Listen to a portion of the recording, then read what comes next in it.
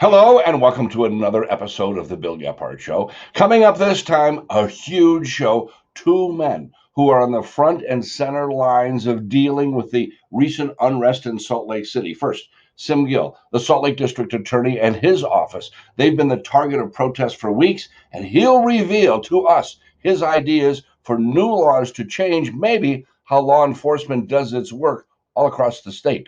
Plus, Salt Lake Police Chief Mike Brown on what he was thinking and what he was doing during the protests, including why he knelt in support of Black Lives Matter. Also, a business which takes men and women on drugs and in jail for years and years and years and turns them around with, of all things, a moving company. The Other Side Movers, an amazing story, we'll tell you. But before we get going, I need to mention our sponsors, the people who are proud supporters of local journalism and the ones who keep us going. If you like what you see, I hope you support them as I do. Dream Dental Implants and Dr. Brian Hendricks, home of the revolutionary 4-on-4 implant. I spent a day watching Dr. Hendricks and his team while they performed this procedure, and I was amazed by what I saw. Dream Dental Implants in downtown Salt Lake City. Also, ES Solar Utah. I have gone solar in my home, and it really is a no down payment situation with no out of pocket. It is safe, it is clean, it's efficient, and now I personally pay less for my home's electricity every month. One Wire Fiber, where Adam Sessions and his team delivers cutting edge phone and communications products and services to businesses across Utah and across the West, with the goal of doing it better than anyone else and doing it affordably. And All Utah Plumbing, Heating, and Air, where owner-operator John Holland and his ever-growing team of professionals are ready to show you how to do your own plumbing, heating, and air conditioning. I want to welcome to the podcast now a familiar face to many of you. His name is Sim Gill. He is the Salt Lake County District Attorney. Welcome, District Attorney Gill, to the podcast. Thank you. Thank you very much, Bill. Happy to be here. Thanks. There's a million things I want to talk about. Well, I want to talk about what seems to be on everybody's mind right now, and that is the controversies that you are encountering with regard to exonerating police, with regard to use of deadly force and a shooting. Bernardo Carvajal, is that it? How you pronounce it? Anyway, yeah, Bernardo Palacios Carvajal. Yeah, and anyway, you found that to be justified. And yes. So the protests started again. And you said, you put out a whole, I don't know what you call this thing, a list of a couple of dozen things. And you said at the top of it, if we want different outcomes, we need different laws. What do you mean by that? And what is important in this list? Okay. That I have here? Well, that's a great question. So, first of all, what I mean by that is that it was pretty obvious to me that we have, in this moment in our time and history in this country, a group of people who believe that what they have, they don't like or want. They want something different. And then I have policymakers who don't know what to give them. And my job is to enforce the law. And if we want different outcomes, we're a product of participatory democracy, and then we need to change the laws. And so these proposals, which you don't have to accept a single one of them, and I don't claim to have the monopoly on everything, we put it out there to start the critical conversation, so policymakers know where to start, and then those who support it or oppose it or want to amend it can have a framework to actually approach these issues and have different outcomes. So that's really, go ahead. Well, I say what you're telling me in the first place is you made your ruling, like you claim to make all of your rulings, based on the current law, the way it is currently written. And you have things in here like limit suspected criminal offenses for which deadly force is justified, and codify imperfect self-defense for an officer's use of deadly force, and on and on. And apparently we don't have some of those things. And so when an officer shoots, you take a look at it, and even a fleeing suspect can be shot from time to time, right? Yeah. So for example, in the United States of America, both the Supreme Court and our statutory framework is that if you are a person who's trying to evade arrest or escape from custody, and you are the officers have probable cause to believe that you engaged in a violent felony, and you're fleeing, then the officers in this country and this state of Utah can use deadly force against you. Now, we may not like it, we may disagree with it, but that's what the law is.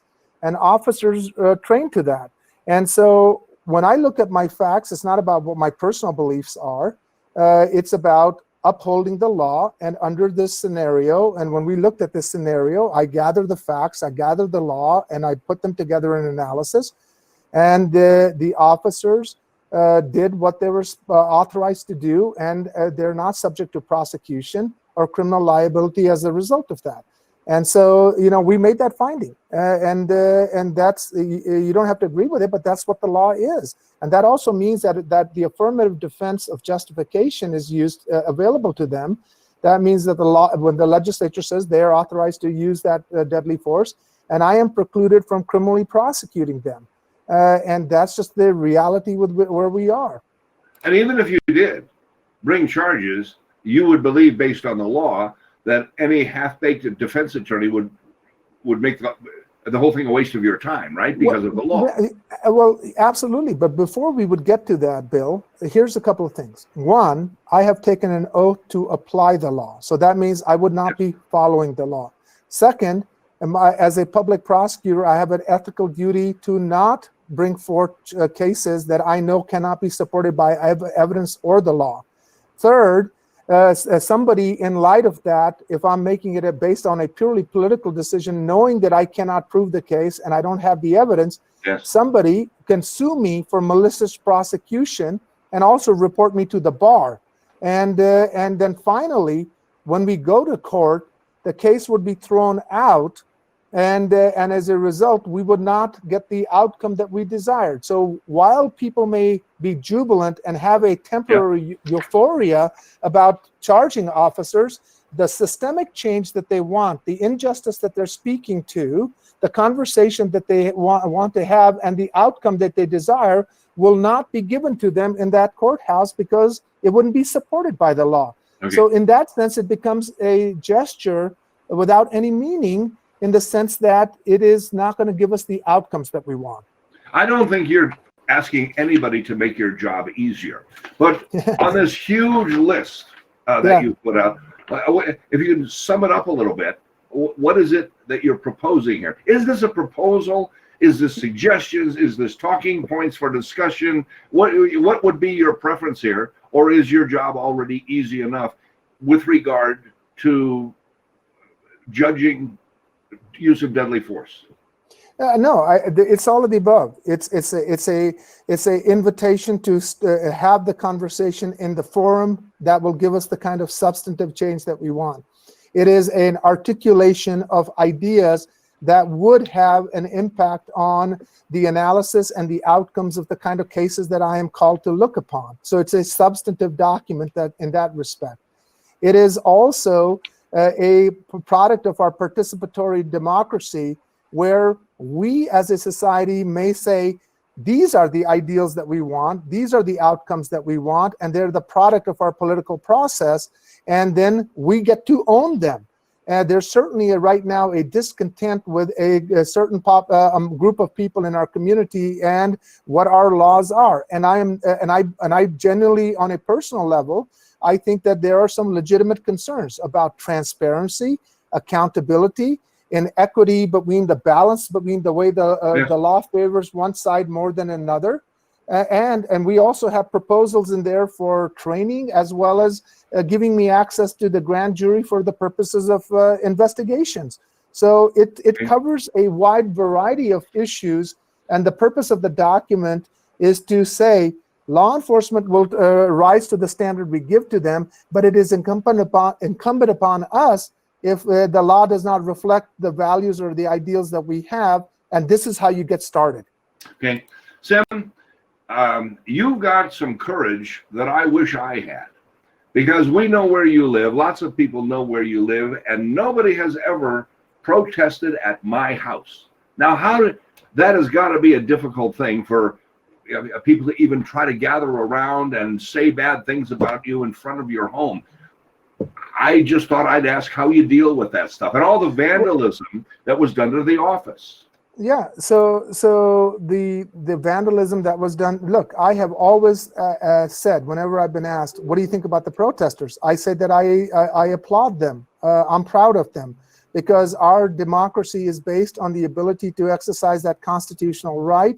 That's true. It began with the Boston Tea Party. Why did they have to throw the tea into the ocean? Couldn't they have just walked around with signs? I get it. Go ahead. I'm sorry. And that's fine, But at the same time, when you engage in violation of the law or destruction of property, then that's not acceptable. When we had the May 30th protest, there were people who were peacefully protesting. 85, 90%, if not more, were there to make a political message. Then we had, in fact, just yesterday, we did the prelim against the one person who was the bow and arrow guy who got up there and assaulted people. Well, he crossed that threshold. When those people flipped the police car over and set it on fire, they crossed that threshold.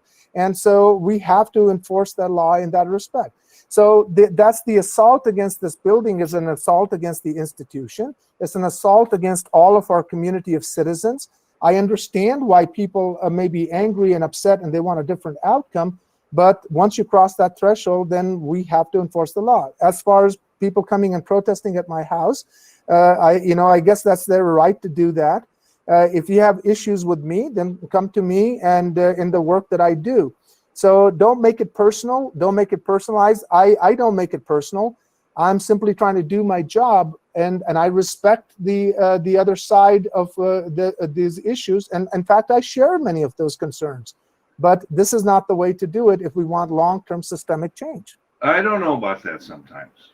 I don't know about that. I came through periods when people wanted change, and they tried that peaceful protesting over and over and over again, and nothing really happened until they started. I went through the Rodney King riots. I went through the 60s. I went through, and nothing really happened. And I mean, those police officers in the Rodney King incident up in Simi Valley, they were totally acquitted.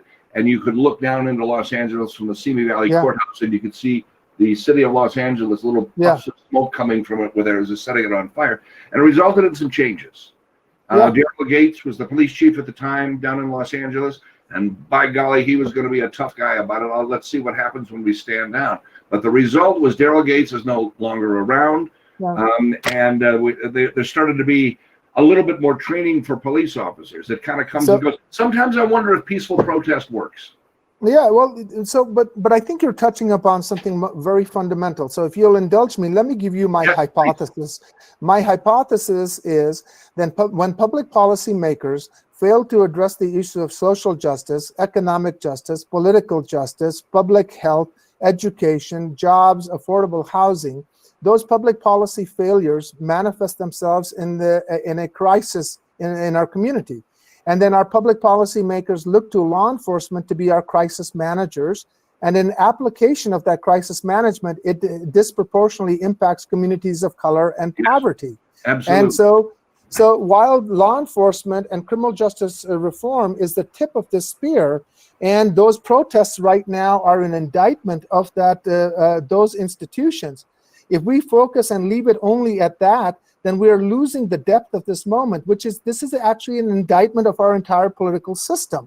And it's because the work that is not being done is being manifested in the crisis. And then when you put in there a group of people, African Americans, who for 400 years, whose history is of being kidnapped and enslaved, and post-emancipation, all avenues of institutions are closed to them, except for the intersection at the criminal justice system and law enforcement. You can understand why people feel unseen, unheard, and unresponded to.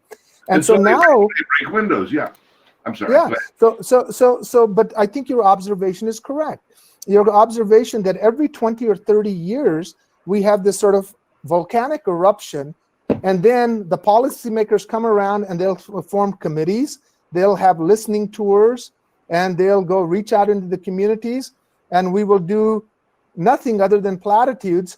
And the structural issue, the inequity that people are talking about, the political access, they are never addressed. So one of the reasons I put these proposals out was because I didn't want us to lose the opportunity, and certainly not our policymakers, to say we didn't know what to where to start.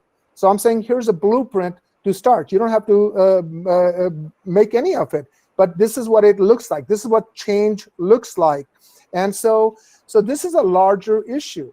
And so I'm representative of a system which disproportionately impacts communities of color and poverty. We jail more human beings in the United States of America than any other country in the world. Absolutely true, yeah. And so we need to admit that these are the challenges that we have. Look, for the 10 years that I've been a prosecutor, I've advocated for about 25 years I've been an attorney, I've advocated for criminal justice reform. The last 10 years, we helped start the first mental health court, 18 years ago. I advocate therapeutic justice, bail reform, conviction integrity unit, helped pass the hate crime legislation. And I was the first district attorney who, in a transparent way 10 years ago, started to publish all of my officer-involved critical incidents in an open and transparent way, warts and all, knowing that it was going to upset our community, but this was the truth, and the truth matters. And so we took out the lead in that process, which now is the norm around the country. So these are the things that we need to do, because we're willing to look at the hard issues, but now to finish the conversation, outside of the protest, Yep. We need to go to Capitol Hill, and our policymakers need to take their responsibility to change the laws if we want different outcomes. Sim, where are your parents from? My parents are originally from India. My father emigrated here in 1969, and we emigrated in 1971. And do the things you're telling me, is that informed by your parents? It's informed by my parents. It's informed by being a person of color coming to this country. As I've said, my family did not emigrate here to be Democrats or Republicans. We came here to be American. We came here for the ideals of justice, fairness, equality, and truth. And those are the ideals that we get to work upon and inform and change our system of government, the objectives that we want. And so public service is a very part of that work ethic of being an immigrant. Can we agree on truth? Now, I'm not talking about you and me. I'm talking about we are in a divided society here, and I think it's exists in Utah as well, where sometimes we can't even agree on things that have actually happened, that we can document happened.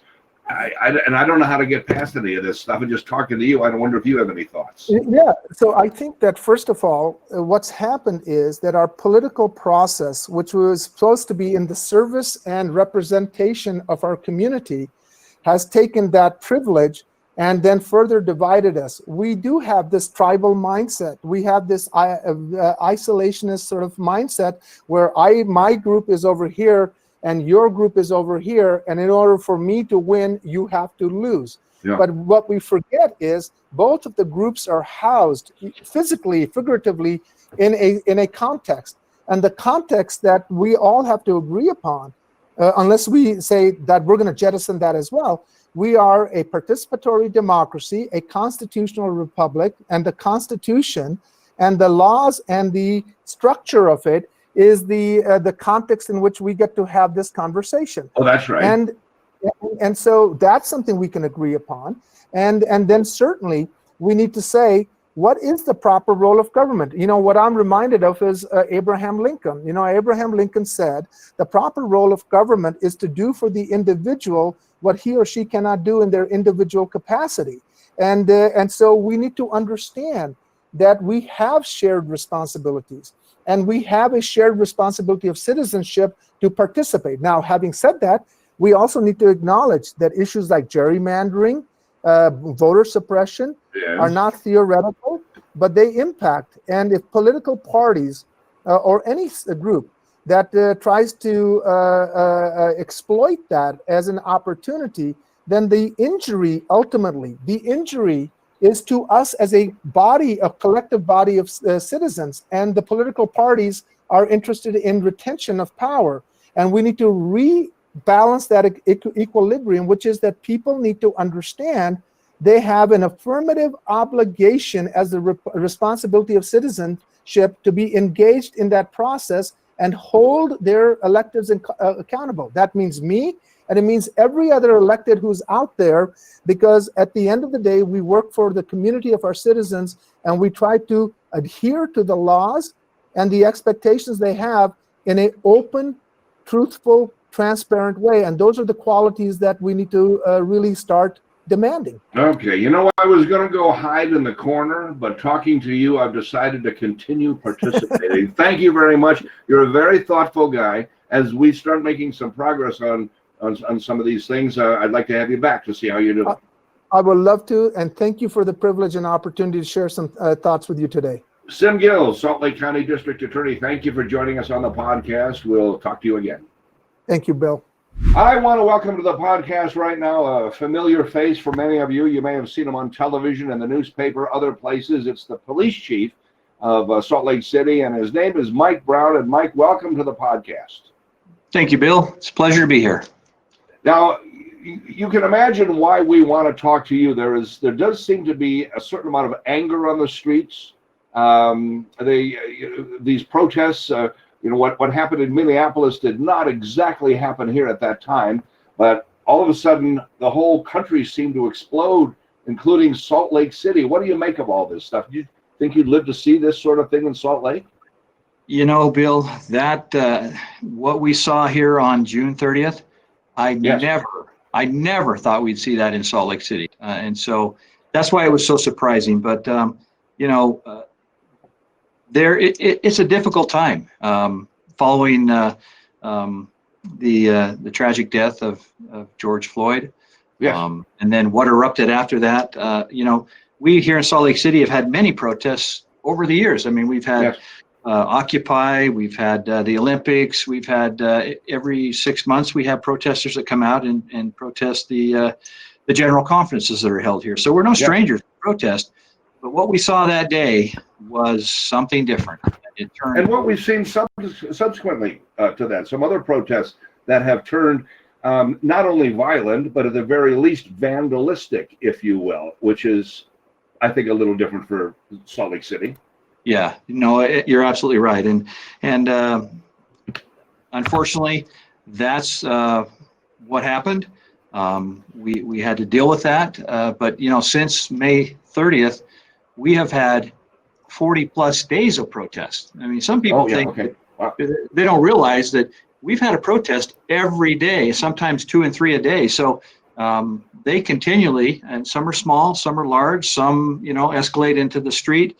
And we're more than willing to help people. I mean, we want people to come down and to express their First Amendment rights, their free speech rights, but we want them to do it peacefully.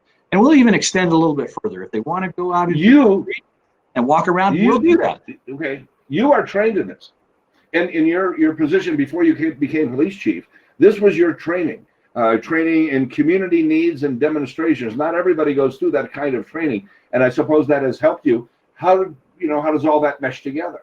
Well, I think a lot of it is just you kind of learn by experience. I was in charge of Occupy when that occurred, and I remember following them down from the Capitol, because it started at the Capitol, and we weren't quite sure where it was going to go, but it sure went to Pioneer Park, and within 30 minutes they had established their camps, and we worked our way through that, but we've definitely learned as we've gone along.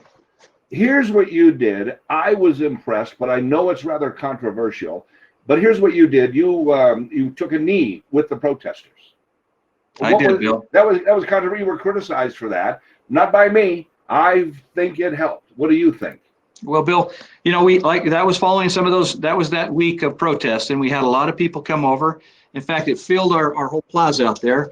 And I went out and I stood on top of the cement platform out there, and I said 3 things. And there was a lot of shouting and yelling at me. And I said, look. And they finally said, quiet, let's hear him talk. And I said 3 things. I said, we are very saddened for the death of George Floyd. I said, number 2, we do not stand with those officers. What we saw in Minneapolis was abhorrent, and we do not condone that. And number three, we stand for racial equality. And then I took a knee, and we all took a knee. And those were the three things that I wanted to impress upon the crowd that came over here, the protesters, that those three things, and we all took a knee. And so I think under those premises, who could argue that's a bad thing? There was an argument made that there was a difference between what happened at the Capitol when this stuff first happened, when the George Floyd stuff first happened, where there were a bunch of state police officers and maybe some others standing on the Capitol steps without military type equipment or intimidating shields or whatever they might be. They just stood there and said, no, you're not going past here, which was different than when we got down into Salt Lake, where it seemed a little bit more of a military, I don't know if that's the right word, military response. What do you think about that? Do you agree, disagree, somewhere in between? Well, it was different down here, Bill, but you got to remember, on the 30th, we sustained almost $200,000 worth of damage to our building. They broke out some of the huge windows in the front of our building. They painted our building. They vandalized different things. They then went just a couple blocks away, flipped over a police car, and then lit it on fire. So the things that occurred down here were a little bit different than occurred up at the Capitol. So, and they just occurred to that.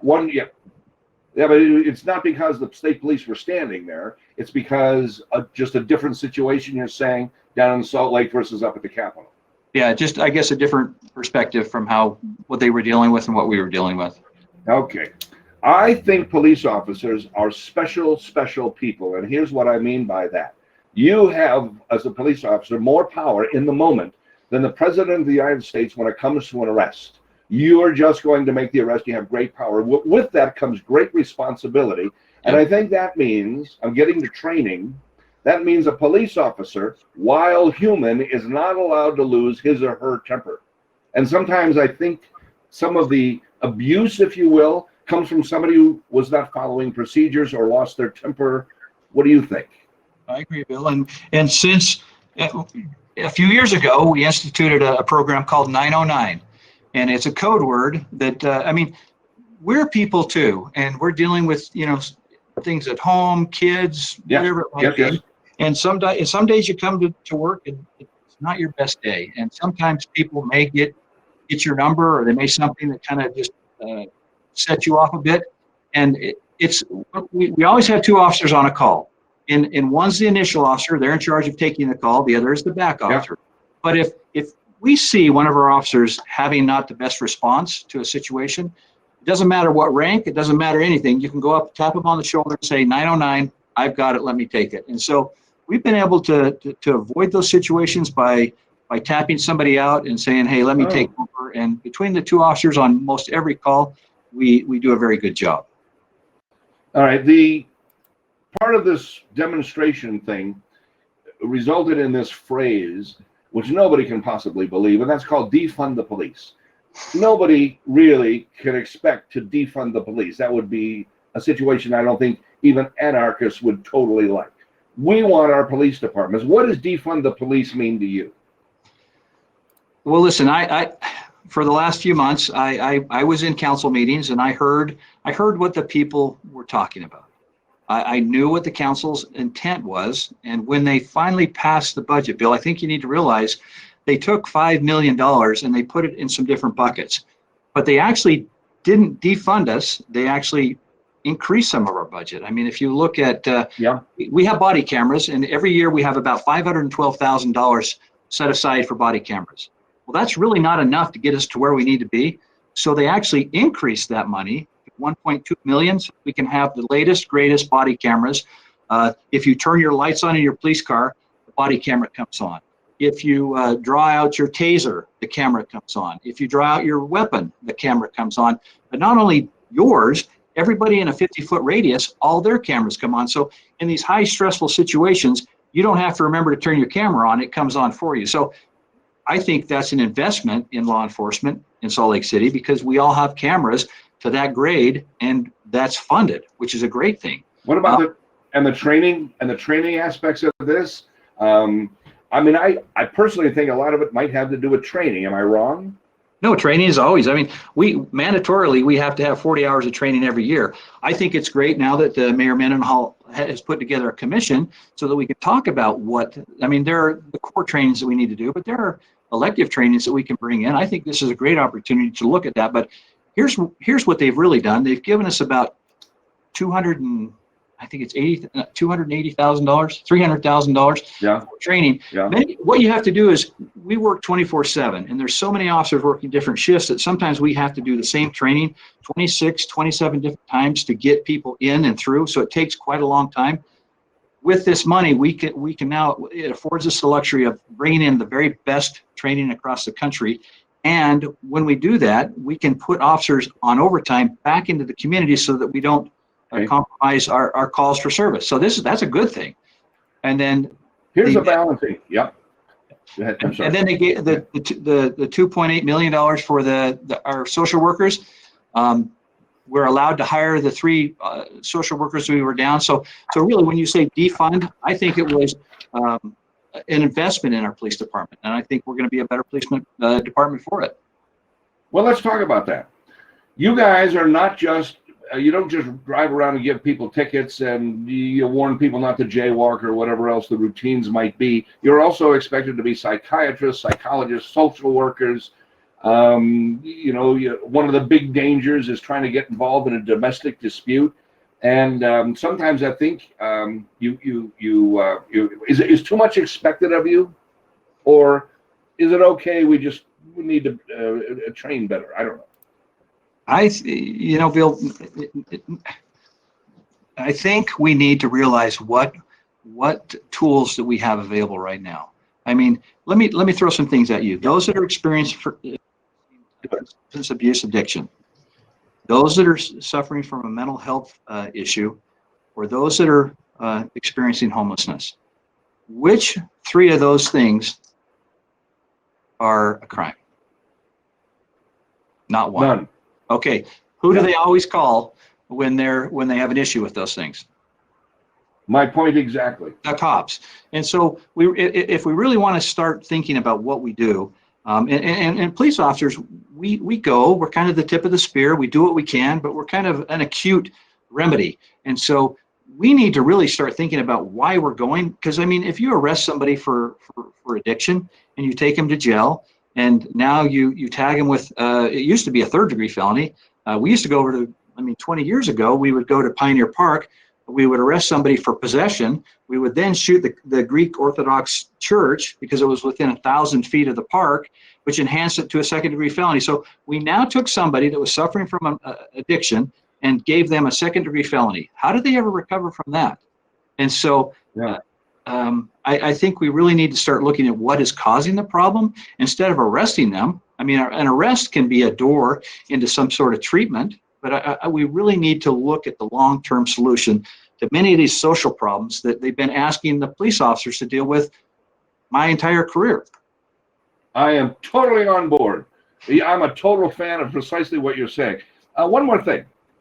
In the more recent protest at the district attorney's office, it seems to me you were criticized as a police department on 2 different levels. Number one, when all that vandalism was going on, where were you? Why were you standing down? And yet, I suppose if you went and stood in front of that place, you would have been looking like you were too aggressive.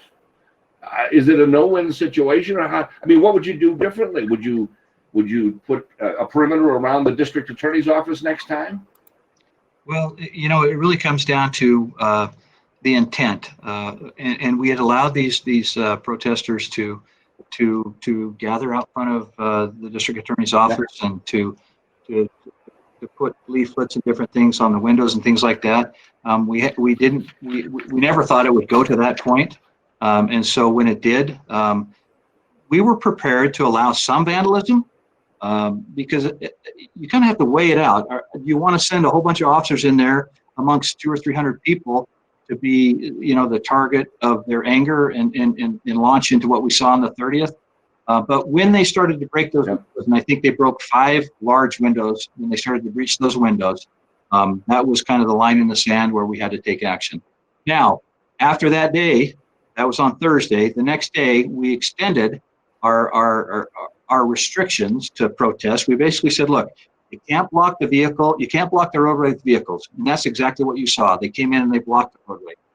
You can't resort to violence, and you can't do vandalism. And so we've expanded kind of the line in the sand. But if you want to come down and do peaceful protests, we're all about that, and we welcome that. One more thing, then I'll let you go. Oh, okay. And that is, we hear that there are outside agitators sometimes. So we hear that there are outside agitators in this. How many are there outside agitators, or are they just angry people? Or, I mean, based, I guess, on the people you arrest or surveys you take or however you do it, how many of these people know what they're protesting for? How many are there just to, create havoc? And how many might be from the outside? Do you have a feeling for that? Bill, that's a good question. And I'll have to go back and look at the actual records, but I don't know if we had a whole lot of people that were from outside Utah. But what happens is you get people that are angry, and they resort to that type of violence. And then it kind of turns into a mob mentality that it kind of grows, and people kind of get caught up into it, into the fever of the civil unrest, and they join in. And some people want nothing more than just watch, but it kind of escalates a little bit. And so I don't know if there were people sent here to do exactly that, but that's exactly what happened. I know. And I want to invite you back especially after you and Mayor Mendenhall and other people start figuring out what defund the police means, which of course does not mean defund the police, as we've discussed. But I like the idea of your admitting to the fact that there's anger out there, and then trying to get to the root of the problem so we can maybe make some changes without all the vandalism, because there's criticism on both sides. Yeah. And I really like your approach, and I'm gonna ask you to come back here again pretty soon so we can talk about it some more when some changes are made. Very good, Bill. But you know what the most consistent thing in policing is? What? Inconsistency. It always changes. You know what? I bet you're absolutely right. Chief Mike Brown, of the Salt Lake Police Department, been doing this for what, 5 or 6 years now, haven't you? As chief, you were assistant chief in 2015, and from that, you could do this for a while. Yes, as long as they'll have you, right? Right. You betcha. Thanks, Chief. Thanks for joining us. Thank you much. Bye-bye. Yep. All right, I'd like to welcome to the podcast right now a friend of mine, I would say. His name is Dave DeRocher, and he's the executive director of The Other Side Academy, TOS, sometimes it's known as The Other Side Academy. Dave, welcome. Thank you, Bill. Pleasure to be here. I think a lot of people don't know all there is to know about The Other Side Academy. So that's why I invited you on board here. I'm very impressed with your mission, which is basically to take people who have been arrested a whole bunch of times, mostly because of drugs, and give them their life back. Is that in a nutshell? Absolutely. In a nutshell, that's exactly it. So what is it you do to accomplish? There are many places where people get involved in drugs and alcohol and whatever it might be, and they get involved in crime, and then they wind up going, and it's, I don't know, between $6,000 and $12,000 a month to stay at these various places. They tend to be in and out, and that's not your program. You're a 2-year program. Tell me about this. That's correct. So if I may, we're a 2.5-year re-education facility, 2 years residential, 6-month residential post-grad as you reintegrate back into the community. Our average student has been arrested over 25 times. I have a small cadre of people who have never been arrested, but many of them over 25. But the aggregate total is right around 25 times. So it's the long-term drug addict coupled with the criminal component, which oftentimes is the most difficult population there is to help. Now, we're completely free, which means we take no money. Well, we're completely free for the student. If they walk through free of, nobody has to pay money to get in there. Okay. Nobody. And let me explain how that works. If you walk through our front door, you take a seat on our bench and we interview you and we accept you, you start right then. If you write us a letter from the county jail, which about 80% of our students do, they write us a letter from the county jail pre-sentence. We'll go to the county jail and interview you. And if we accept you, you get a letter of acceptance that you can take to your prosecutor and your judge. And then the judge can send you to the Other Side Academy in lieu of whatever county time or a very lengthy prison sentence he can suspend over your head. Right. Nothing's free. Nothing's free. How do you make your money? How do you pay for this? The way that we're able to do it is we have our own social enterprises that generate the revenue. Our moving company, called The Other Side Movers, is the #1 rated moving company in the entire state of Utah. When you get a chance, look up The Other Side Movers. There are hundreds and hundreds and hundreds of 5-star reviews. Our thrift stores, The Other Side Thrift Boutique, one of which is in Mill Creek, the other is in Murray, are the #1 rated thrift stores in Salt Lake City. And now we've started a small construction company called The Other Side Builders. So between those 3 social enterprises, we generate enough revenue to be completely self-sustaining, which means the student pays nothing to be here, and the community and the citizens pay nothing in insurance, tax money, nothing. We generate everything ourselves. And Bill, that's when the magic happens, because the minute the student gets here, they are part of the solution rather than part of the problem. Why do I want somebody who's been arrested and jailed 25 times and is a known drug user? Why do I want that person in my home moving my valuables? Well, because odds are today, if you call a moving company, I highly doubt that anybody listening to the podcast, I highly doubt that anybody knows someone that said, man, I can't wait till I graduate high school. I want to go be a mover. We fall into those positions by default because most moving companies will hire anybody that has a pulse. Odds are you were drunk last night. You may have some. Anyway, with all that said, that's right. Yeah. That's who you're going to get today, is you're going to get our students before they've changed. And how do we know? And how do you, I mean, I've looked at your company and I can't find any problems with theft, or things that maybe I or another consumer might expect. How do you keep that from happening? What do you got, 120 people over there, men and women? We've got about 100 students here now. The culture of accountability is so strong. Okay. And we've been open for 5 years. So there's no drugs here. We've never given a dirty drug test to adult parole or probation. So there's no need for people to steal, ironically. And the culture is so strong with the peer accountability that we've never had a single instance of theft. How does that work? That's hard to believe. I know it is. You get half a dozen people go into somebody's home and how does that accountability work? It's an easy word to say, I suppose, but how does it work? You keep an eye on each other? What's the deal? Yeah, nobody's ever allowed to go anywhere by themselves. But when they're on the move, the moving company doesn't belong to the Other Side Academy. The moving company belongs to the students. It is a for-profit social enterprise underneath the nonprofit umbrella. But when they go on moves, they're so proud of themselves for being the #1 rated moving company. Nobody wants to do anything wrong. And if they do, if we nick a wall, if we do damage to a piece of furniture, anything at all, we are 100% accountable. And then when they come home, they're going to get addressed by their peers for whatever transgressions they may have done. So they get immediate feedback. They have to listen to peer feedback in a group setting if they've done anything wrong at all, nicked a piece of furniture, damaged something, weren't completely flirting with, maybe spending a little too much time with a woman of the house or whatever it might be. Yeah. So let me explain. Twice a week, we play what we call games, which is a group setting, 20 people in one room, 20 in another, 20 in another. And let's say we did have a mover that was out there and was Googling an attractive woman. His peer is going to call him on it and say, hey, we don't do that here. Then when they come home, he's going to drop a slip on him and he's going to ask to go to the game with him. And then he's going to say, hey, John Doe, the other day on the move, I saw you Googling her. You know we don't do that. And then the entire population is going to get in his Southern exposure and really chip away at that. And sometimes in very colorful vernacular, we're going to call each other on our behaviors for every single transgression you could imagine, from the smallest things to maybe being lazy on a move or whatever it is. But you're going to get called on your behavior real time. Yeah, how do you get past the idea of, I'm not a rat. I'm not going to rat my friends out? So we oftentimes, the students will ask that question. And how has that worked for you so far? If you want to hold true to that code, go back to jail, or go back to the street so you can go back to jail, because that hasn't worked for you either. But if you come here and you say you want to change and I'm doing something wrong and you allow me to do it, then you're killing me.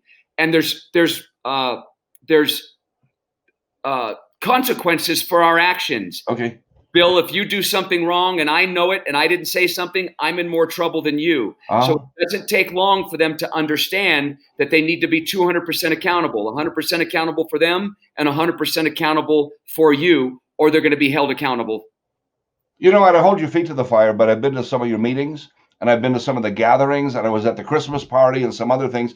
And these folks really, really are very proud of themselves, and they do seem to hold each other accountable. What is the success rate? Because, and I compared, if you know, to the success rate of maybe a place that people would pay to go in for a month or two. What's the success rate for you guys? So your average program is 30 or 60 days long. It's going to cost anywhere from $10,000 to $20,000. On day 29, the counselor is going to come tell you, Bill, pack your bags. It's time to leave. You're going to tell him you're not ready. He's going to say, Bill, pack your bags. It's time to leave. You have to leave whether you're ready or not because the funding has run out.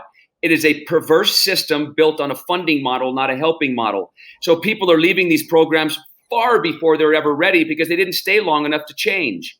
Here, we're 2.5 years minimum requirement. 60% of our students are asking to stay a third year, and 85% of our students, when they graduate, live a crime-free, drug-free, and employed life.